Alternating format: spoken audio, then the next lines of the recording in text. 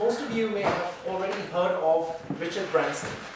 But for the benefit of those who have never heard of him, Sir Richard Branson is a self-made billionaire who started his career at a very young age of 16, selling magazines called The Student in a church.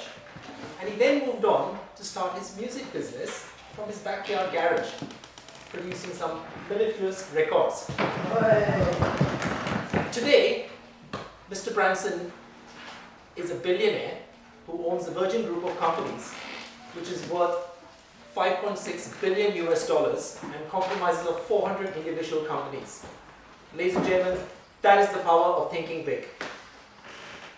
Mr. Toastmaster, the President, my fellow Toastmasters and honorable guests, Mr. Branson is just a normal person, just like you and me. We're all the same. And he's challenged himself, he's pushed himself way ahead out of his comfort zone and gone out there and realized his dreams. He's thought big again and again and again. And of course he's faced obstacles, but he's gone and made it happen. And that's why I'd like to share this evening 2 little incidents from his life, which will give you a bit of an insight in how he made this happen. In the mid-1900s, Mr. Branson was running his music business, which was doing fine. And he was an okay level businessman. It was fine, but he wasn't that tycoon what he is today. And one day he was at the airport waiting for his flight. He was flying to the British Virgin Islands, and suddenly an announcement came that, sorry, the flight has been cancelled because there are just not sufficient people for the aircraft. Most of the passengers got together, they started grumbling and mumbling, and this is ridiculous, and they wanted to have an argument with the airline staff. Mr. Branson chose to be different. He stayed where he was. He picked up the phone and called his assistant and said, you know what, I'm stranded here, I definitely need to get there. Can you organize a chartered flight for me? In the meantime, he found a little board. He wrote on it, Virgin Airlines, $39, took the board and ran off to the people who were waiting with the passengers. $39 Virgin Airlines, $39 Virgin Airlines. By the time the assistant had organized the chartered flight, he had got enough passengers to fill that small aircraft, so he wouldn't have to take the brunt of the entire charge, which at that stage would be very difficult for him. Isn't that thinking innovative and thinking big, going outside your comfort zone? And that brings me to the second incident, which is linked up to this. This had not only got him the confidence that he could start his own airline company, but he had helped a lot of passengers who were grateful to him, so he kind of built a bit of loyalty already. So, with that idea in mind, he went to the bank. And he went to the bank and said, Bank, I'm interested in starting my little airline company. Can I have $10 million, please? He gave this proposal to them and said, if you can give me $10 million, I'm going to have this really lovely airline company where you have small screens inside the headrest, which will provide on-flight entertainment. The bank said, Virgin Airlines, you've got these big Swiss Air and British Airways and Lufthansa and KLM. What's this Virgin Airlines? Sorry, proposal rejected. Now, Mr. Branson wasn't going to take no for an answer, so he said, fair enough, off he went, and he went straight to this aircraft manufacturing company, Airbus, and said, Airbus, if I buy 10 aircrafts from you, would you put a little screen inside where we can have some in-flight entertainment? And Airbus said, 10 aircrafts? If you can buy 10, of course we can do. Mr. Branson, is there anything else we can do for you? And he said, yes, perfect, hold that, that's a business deal. And he went to another company and said, Boeing, if I buy 10 aircrafts from you, would you put in some little screens for me which we can provide in-flight entertainment? Pretty much Boeing was on board.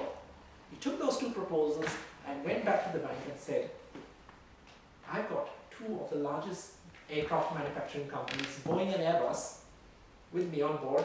Can I have a loan now? And ladies and gentlemen, guess what happened? Of course he got it. But he didn't get $10 million, he got $1 billion. Once again, Mr. Branson proved that thinking big can make miracles true. And interestingly, to let you know, Mr. Branson is not a super intelligent person. He's a school dropout. In fact, he suffers from dyslexia.